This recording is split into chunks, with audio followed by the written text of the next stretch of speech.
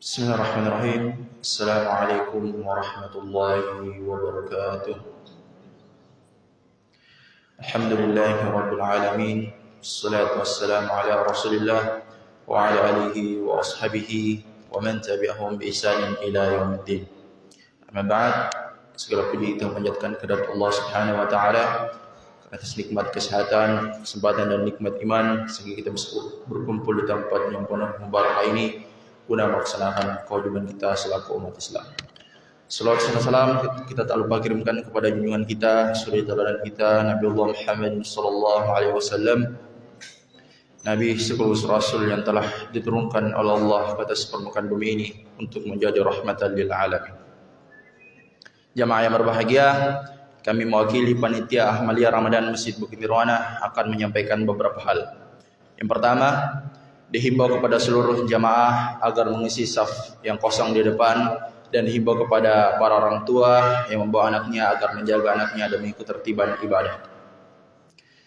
Selanjutnya, jadwal pembagian hidangan buka puasa untuk besok tanggal 4 April 2024 yaitu Bapak Keluarga Suban Kadir Blok A20, keluarga Bapak Fardia Aziz A33, keluarga Bapak Indra Bayu B50, keluarga Bapak Syahrul Nasution B41, keluarga Bapak Syahrul B10, keluarga Bapak Yusuf B40, keluarga Bapak Masuri Said C2, keluarga Bapak Junaidi C24, keluarga Bapak Muhammad Arfa Ismail C34, keluarga Bapak Ridwan E2, keluarga Bapak Abdurrahman E20, keluarga Bapak Syafar Kasim F21, keluarga Bapak Mulyodadi F2, dan keluarga Bapak Minami Dahlan R17. Kepada jamaah yang telah menyumbangkan hidangan buka puasa sore tadi, kami mengucapkan jazakumullahu khairan. Semoga Allah memberi balasan yang kebaikan yang lebih banyak. Kondisi keuangan panitia Ahmadiyah Ramadan Masjid Bukit Nirwana. Saldo pertanggal 2 April 2024 sebesar Rp21.072.000. Penerimaan isi kota amal malam ke-23 sebesar Rp422.000. Infak hamba Allah sebesar Rp200.000. Jumlah penerimaan Rp622.000. Pengeluaran biaya rutin tarwih sebesar Rp300.000. Jumlah pengeluaran Rp300.000. Saldo hingga malam ini sebesar Rp21.394.000. Ketua Bapak Alif Sapewali, Bendahara Bapak Ahmaduddin Jafar. Selanjutnya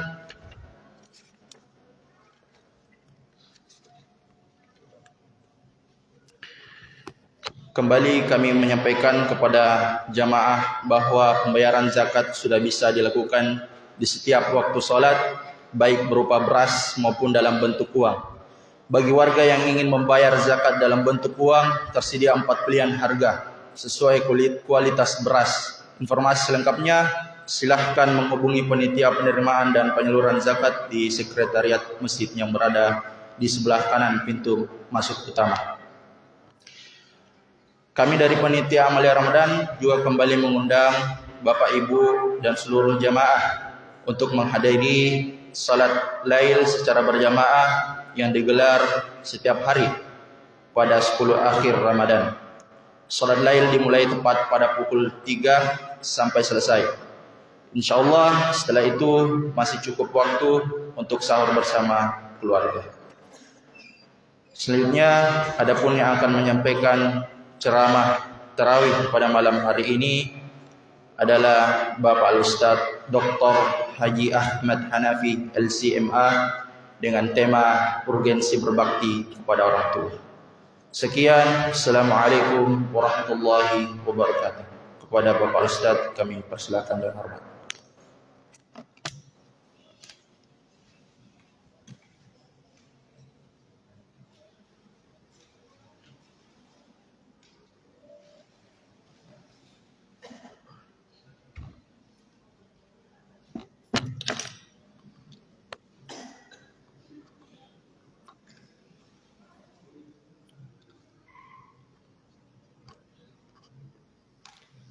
Bismillahirrahmanirrahim.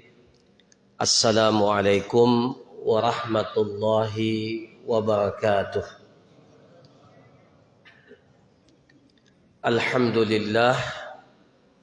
Alhamdulillahilladzi hadana lihada wa ma kunna linahtadiya laula an hadana Allah.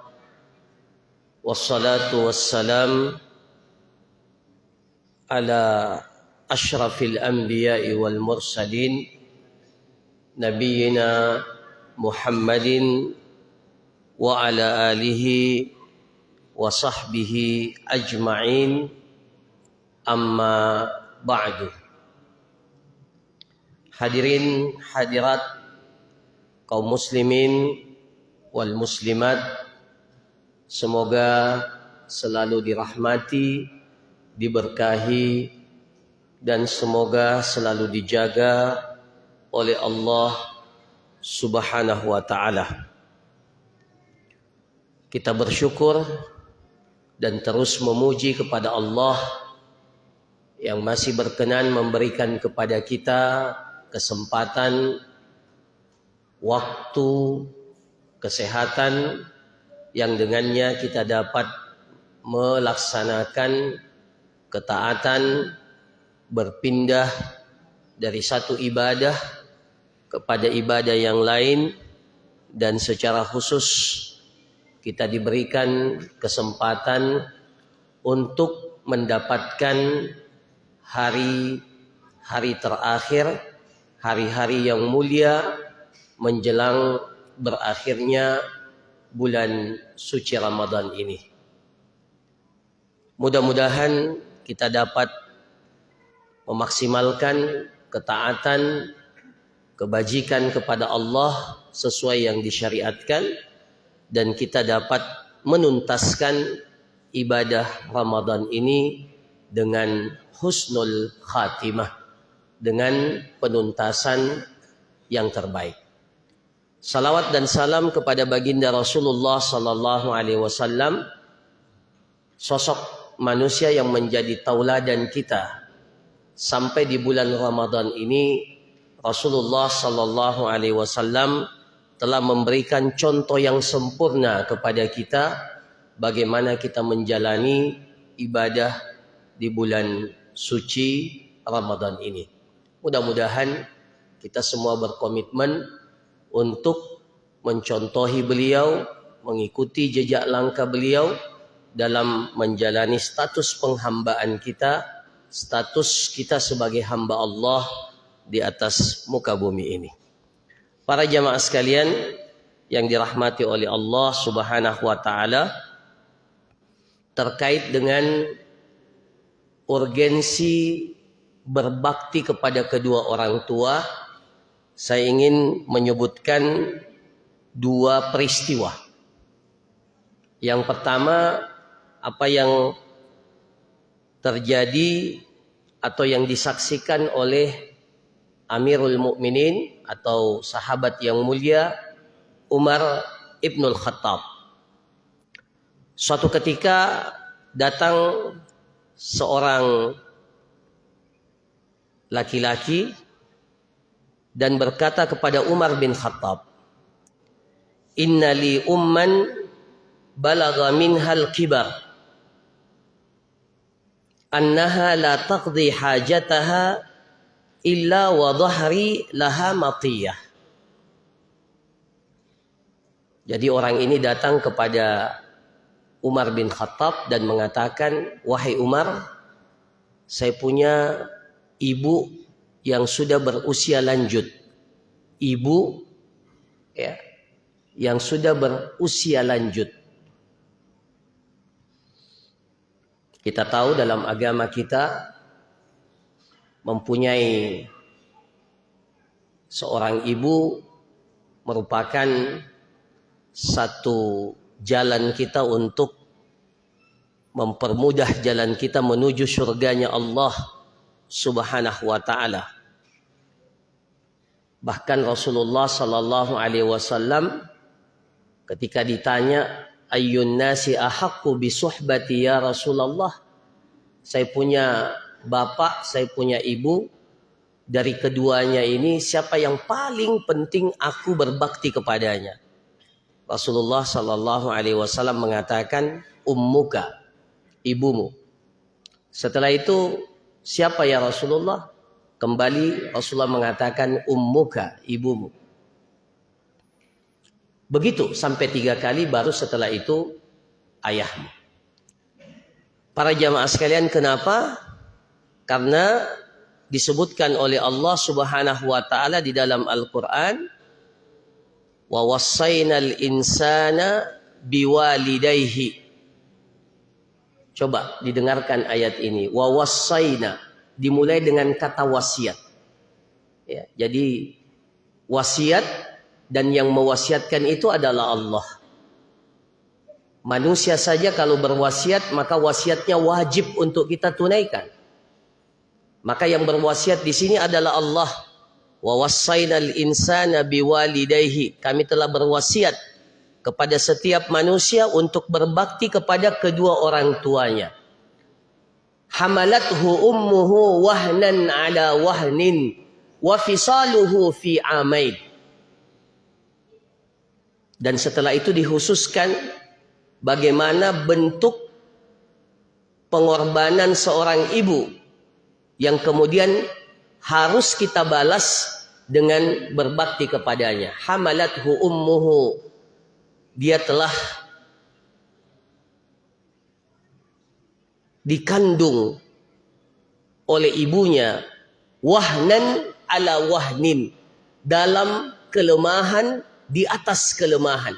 Jadi wahnan ala wahnin itu bukan sekedar rasa capek, bukan hanya sekedar kepayahan, tapi wahnan ala wahnin, kepayahan di atas kepayahan. Tidak ada lagi kepayahan yang melebihi hal itu. Nanti kisah yang kedua, ya, kisah yang kedua akan menggambarkan bagaimana sebenarnya, ya, bakti seorang anak itu kepada ibu.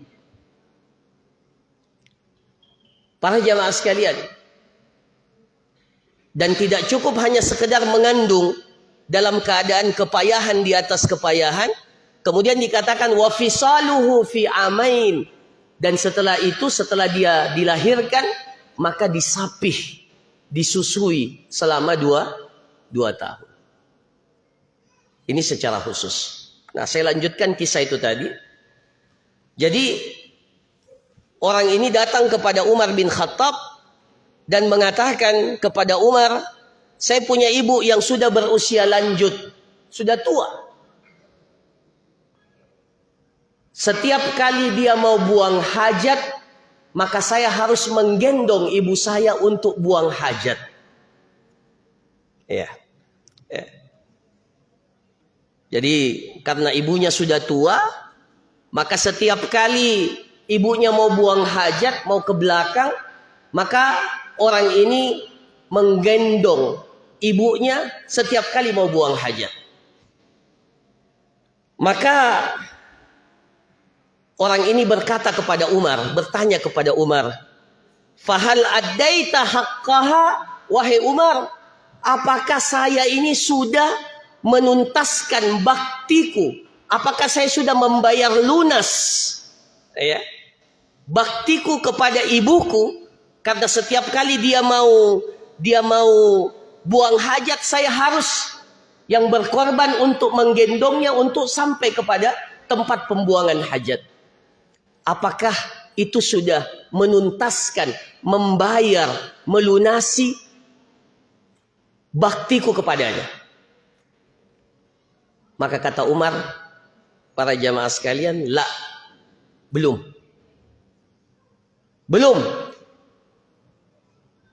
Kenapa para jamaah sekalian? Dengarkan apa alasannya Umar bin Khattab. Ya, padahal kita tahu ini bukan pekerjaan yang ringan. Menggendong orang tua untuk pergi, ya, mengantar orang tua pergi buang hajat, menggendongnya karena tidak bisa lagi berjalan. Itu bukan pekerjaan yang ringan. Tapi coba, kenapa Umar bin Khattab mengatakan itu belum mampu membalas apa yang pernah dilakukan oleh ibumu kepadamu? Li'annaha kanat tasna'u bika dzalik wa hiya tatamanna baqa'aka wa anta taf'aluhu wa tatamanna firaqaha. Itu bedanya. Ya. Bedanya, ya. Umar mengatakan kepada orang ini, dahulu ketika engkau masih bayi, ya, ketika engkau masih bayi, maka ibumu yang akan membantumu membuang hajat. Ya, kita semua ketika kita masih bayi, yang membantu kita setiap kali kita buang hajat adalah orang tua kita, khususnya ibu kita. Tapi apa para jamaah sekalian yang membedakan dengan seorang anak yang membantu orang tuanya buang hajat dikala orang tua kita sudah berusia lanjut? Apa yang membedakan? Membedakan motivasinya. Kata Umar, dahulu ketika engkau masih kecil, masih bayi, ibumu yang membantumu membuang hajat dengan perasaan penjagaan kepadamu supaya engkau tetap bisa bersamanya, hidup bersamanya. Jadi motivasinya supaya menjaga kita. Tapi sekarang engkau melakukan itu, tapi dalam hatimu engkau mau supaya ibumu cepat meninggal dunia. Kan begitu biasanya. Ya. Jadi itu yang membedakan para jamaah sekalian.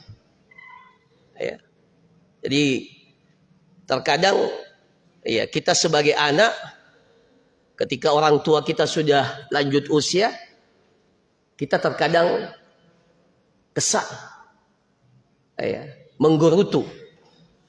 Karena motivasi yang berbeda. Dahulu ibu kita melakukan hal itu kepada kita karena kasih sayangnya. Dia ingin tetap menjaga kita.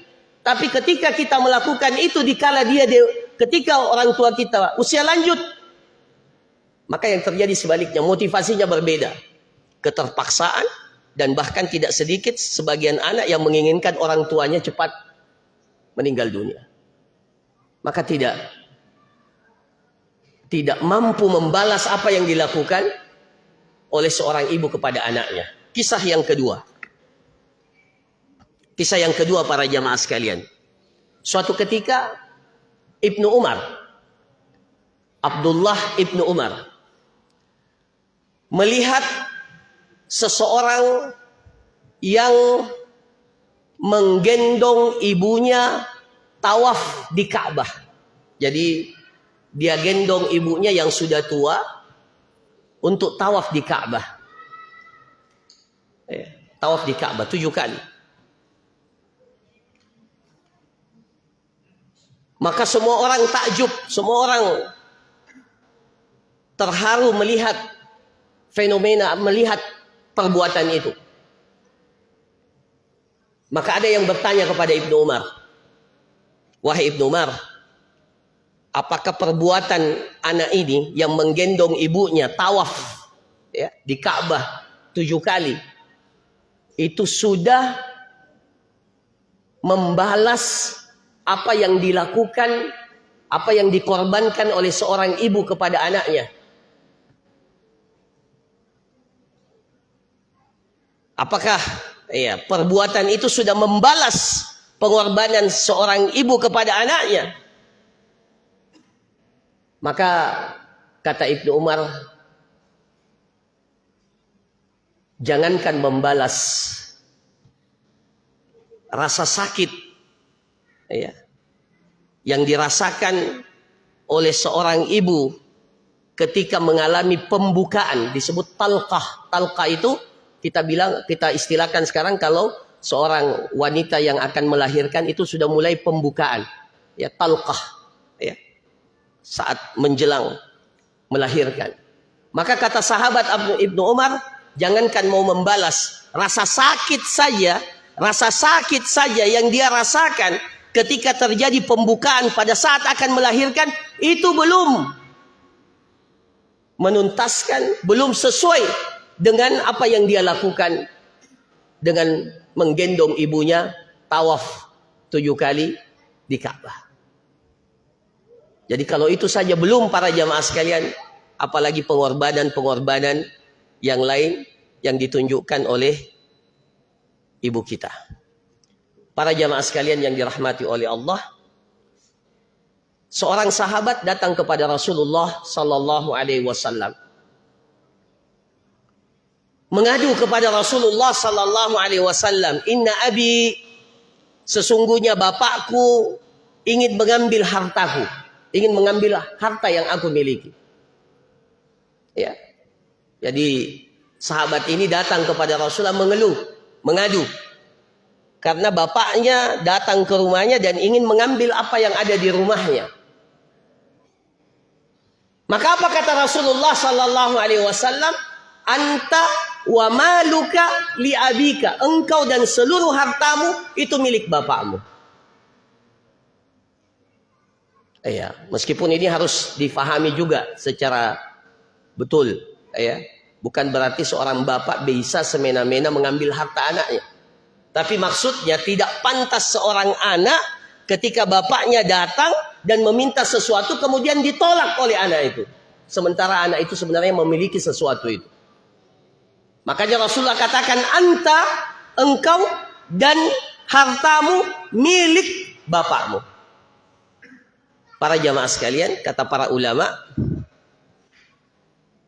kalau kita sudah pernah menghadiahkan kepada seseorang satu benda, ya, hibah atau hadiah, ya, jadi kalau kita sudah pernah memberikan hibah, hadiah kepada seseorang, maka tidak boleh kita ambil lagi, ya, tidak boleh kita ambil lagi.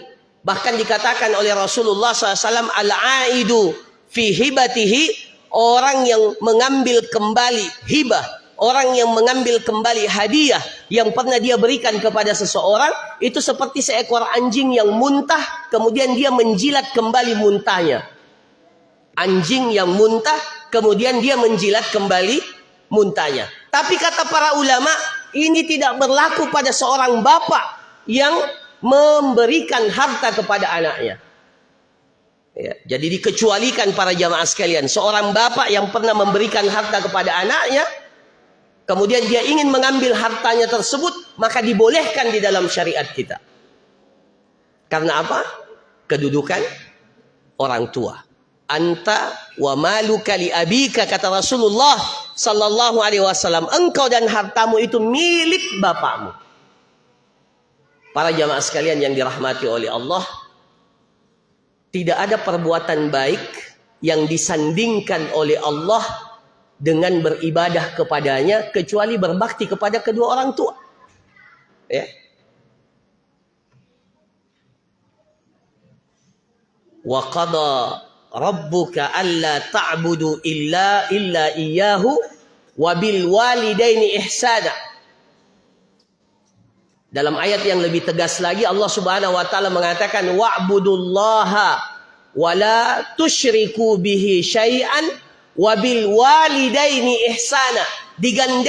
Digandengkan kewajiban kita beribadah hanya kepada Allah dan larangan kepada kita untuk menyekutukan Allah itu digandengkan dengan wabil walidaini ihsana. Berbakti kepada kedua orang tua. Disamakan. Bahkan dalam surah Luqman, ya, dalam wasiat-wasiat Luqman kepada putranya, kepada anaknya, wa wassaynal insana biwalidayhi hamalathu ummuhu wahnan ala wahnin wa fisaluhu fi amaini anishkur li wali walidayka. Digandengkan kesyukuran kepada Allah dan kesyukuran kepada kedua orang tua kita. Maka para jamaah sekalian yang dirahmati oleh Allah, tidak ada jihad yang paling afdal yang dilakukan oleh seseorang yang masih memiliki kedua orang tua kecuali jihadnya berbakti kepada kedua orang tua. Dalam hadis, seorang sahabat datang meminta izin kepada Rasulullah sallallahu alaihi wasallam untuk diizinkan pergi berjihad. Kemudian Rasulullah sallallahu alaihi wasallam bertanya kepada sahabat itu, "Ahayyun walidak?" Apakah kedua orang tuamu masih hidup? Apakah kedua orang tuamu masih hidup? Jihad itu para jamaah sekalian, zirwatu sanamil Islam, puncak kemuliaan, ketinggian, puncak kemuliaan, kemuliaan seorang Islam ketika dia berjihad. Itu jihad. Ya. Mulia. Kalau meninggal dunia di medan perang, namanya mati syahid, tidak perlu disolatkan. Ya. Saking mulianya orang yang meninggal di medan perang. Tapi ketika sahabat ini datang kepada Rasulullah sallallahu alaihi wasallam meminta izin untuk pergi berjihad, Rasulullah balik bertanya, "Ahayyun walidak? Apakah kedua orang tuamu masih hidup?" Qala na'am, dia berkata, "Iya, kedua orang tua saya masih hidup." Kata Rasulullah SAW, "Pulang, fafihi ma fajahid." Jihadmu ada pada bakti kepada kedua orang tuamu. Para jamaah sekalian yang dirahmati oleh Allah, saya kira dalil-dalil yang saya sebutkan ini sudah cukup menjelaskan kepada kita betapa pentingnya kita berbakti kepada kedua orang tua. Maka nasihat saya kepada diri saya pribadi dan kepada para jamaah sekalian, ketika kita masih memiliki dua orang tua yang masih hidup, apalagi ketika keduanya berada dalam usia yang sudah lanjut, maka dua pintu surga kita masih terbuka. Kalau salah satunya sudah meninggal dunia, maka salah satu daripada pintu surga kita sudah tertutup. Kalau dua-duanya sudah meninggal dunia, maka dua pintu surga kita juga sudah tertutup. Artinya apa? Kesempatan kita masuk ke dalam surga lewat pintu berbakti kepada kedua orang tua itu sudah tidak ada lagi.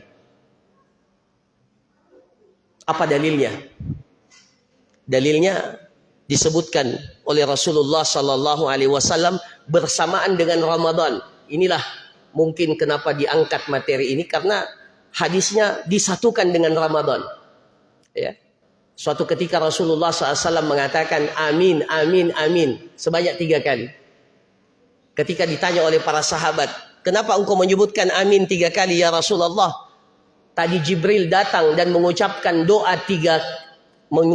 tiga hal dan ketiga-tiganya aku aminkan.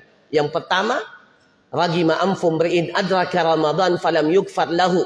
Sungguh celaka seseorang yang diberikan kesempatan mendapatkan Ramadan, kemudian selesai Ramadan dosa-dosanya tidak diampuni oleh Allah.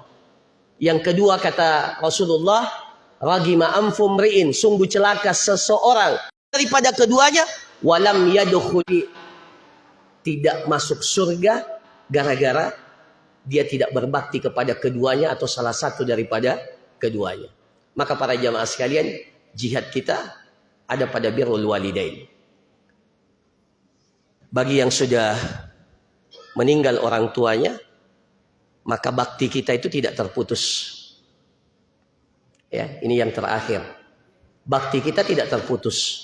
Ya, meskipun dua pintu surga kita sudah tertutup, tapi kebaktian kita kepada kedua orang tua, berbakti kita kepada kedua orang tua itu masih terbuka. Dengan cara apa? Mendoakannya. Bahkan kata para ulama, salah satu ciri kesolihan seseorang. Jadi kalau kita ingin mengukur kita ini orang soleh atau tidak, salah satu cirinya adalah seberapa besar perhatian kita dalam mendoakan kedua orang tua kita. Karena dalam hadis dikatakan, apabila seorang anak Adam meninggal dunia, semua amalannya terputus kecuali 3. Sedekah jariyah, ilmu yang bermanfaat, dan yang ketiga, awaladin saleh. Rasulullah katakan, awaladin saleh, anak yang saleh. Ya. Awaladin saleh yad'u lahu, yang selalu mendoakan orang tuanya. Jadi Rasulullah menyifatkan anak itu anak saleh. Jadi kalau ingin mengukur kita ini anak saleh atau tidak, lihat apakah kita sering mendoakan orang tua kita atau tidak. Maka kalau tidak para jamaah sekalian, maka kesolihan kita ini perlu untuk ditingkatkan. Saya kira demikian apa yang dapat disampaikan pada kesempatan ini. Mudah-mudahan di bulan yang mulia ini kita mendapatkan keberkahan dari Allah, diistiqamahkan oleh Allah Subhanahu wa taala, dan kita memiliki kesadaran untuk selalu berbakti dan berkorban dalam bakti kita kepada kedua orang tua kita atau kepada salah satu dari keduanya kalau salah satunya sudah meninggal dunia, bahkan apabila kedua orang tua kita sudah meninggal dunia. Barakallahu fikum, jazakumullah khairan. Kita tutup dengan doa kafaratul majlis. Subhanakallahumma rabbana wa bihamdik, nashhadu an la ilaha illa anta, nastaghfiruka wa natubu ilaik. Wa sallallahu ala nabiyyina Muhammad wa ala alihi wa sahbihi ajma'in. Wa akhiru da'wana anil hamdulillahi rabbil alamin. Assalamualaikum warahmatullahi wabarakatuh.